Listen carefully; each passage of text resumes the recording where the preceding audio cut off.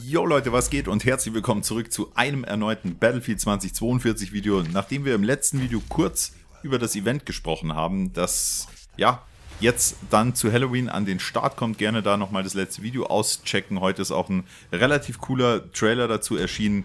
Wollen wir heute mal dazu oder darüber sprechen, wie oder inwieweit das Game jetzt fertig ist oder ob man dafür jetzt auch eine Kaufempfehlung in dem Sinn aussprechen kann. Und ja, tatsächlich kann ich sagen, zumindest von meiner Seite, dass ich Battlefield 2042 und ja, auch ich habe lange Zeit Pause gemacht in dem Game, mittlerweile empfehlen kann, vor allem wenn es im Sale ist, also im Angebot für euch ist. Und deswegen wollen wir in dem Video auch nochmal ganz kurz über den aktuellen Stand des Spiels sprechen, was sich natürlich seit dem Start verändert hat, weil bei einem sind wir uns absolut einig, der Start von Battlefield 2042 war eine absolute Katastrophe.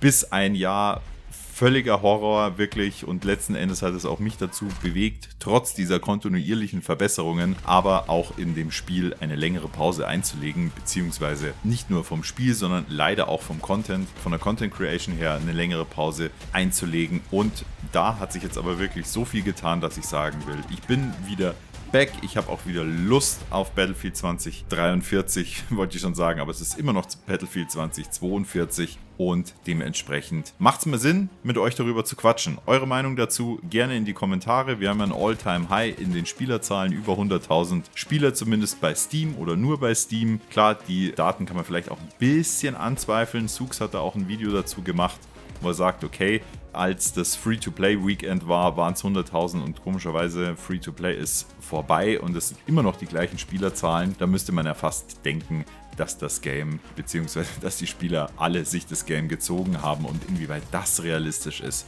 Naja, ich weiß es ja nicht. Also, in jedem Fall, zweites Video des Comebacks. Immer noch der Meinung, auf gar keinen Fall irgendeinen Support auf dem Video dalassen, sondern nichts in die Kommentare schreiben und ja, keinen Daumen nach oben geben. Hier natürlich wie immer nicht ganz ernst gemeint. Ich freue mich natürlich über eure Comments und auch eure Bewertung.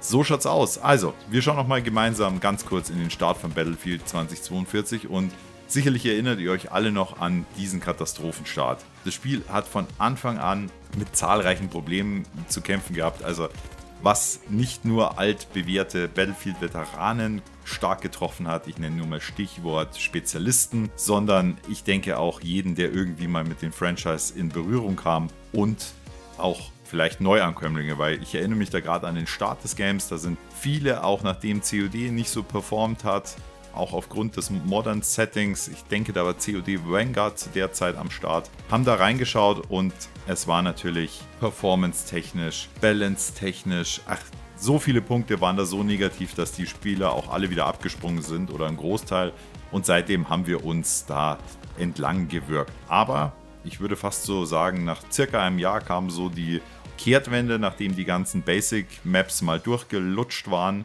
und die erste richtige Season mit einer ersten richtigen und besser überlegten Karte dann auch an den Start kam, kamen immer mehr kontinuierliche Verbesserungen in das Spiel, das zum großen Teil dazu beigetragen hat, dass es heute auch auf dem Stand ist, wie es ist. Klassensystem wurde wieder eingeführt. Wir haben ein sensationelles Scoreboard unter anderem bekommen und viele, viele andere Dinge mehr. DICE hat da irgendwie die Prioritäten dann doch auf die Updates gelegt und da definitiv auch Land gut gemacht. Trotzdem muss man sagen, es gibt natürlich immer noch Probleme, die noch nicht ganz behoben sind und die wahrscheinlich nie aus dem Spiel rauskommen werden. Klar, die Maps aus dem Basic Game, die sind alle komplett überarbeitet worden, aber sie sind halt größtenteils auch nach der Überarbeitung einfach immer noch nicht gut. Also da gerne mal eure Meinung in die Kommentare.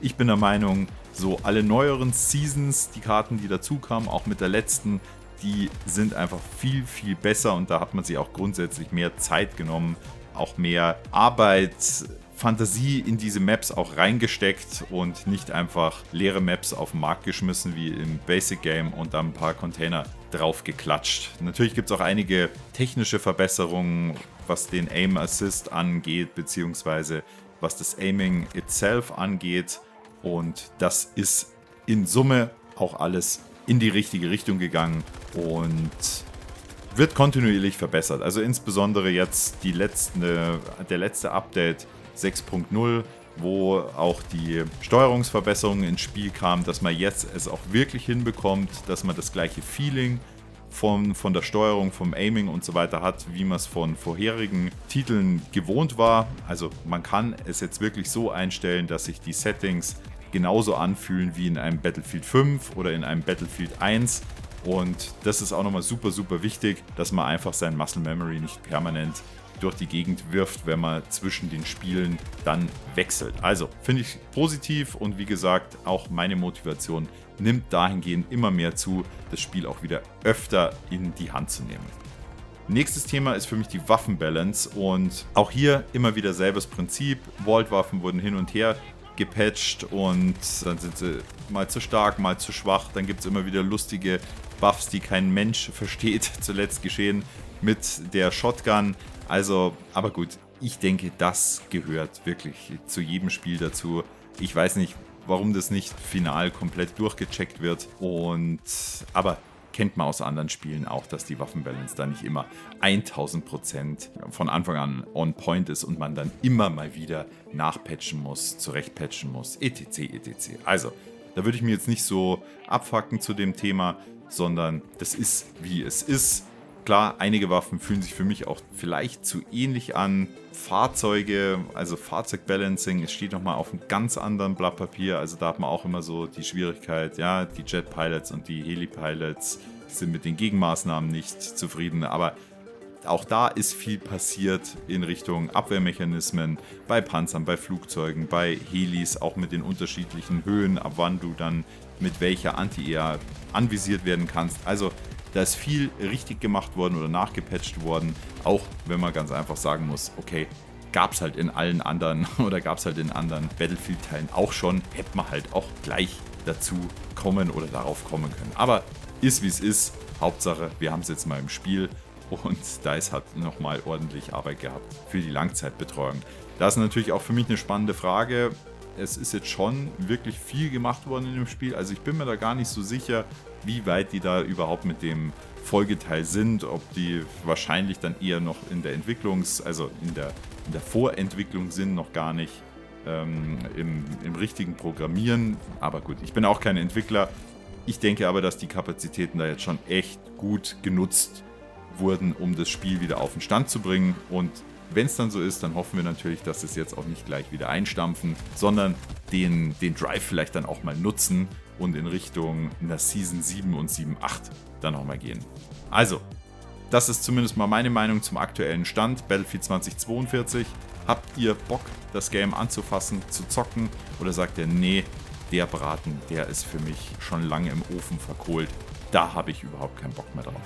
Eure Meinung ist gefragt, also haut sie mir sehr gerne in die Kommentare. Und ich würde sagen, wir sehen uns dann wieder zum nächsten Video oder zum nächsten Livestream. As always, haltet die Ohren steif und bis dann, euer E-Team.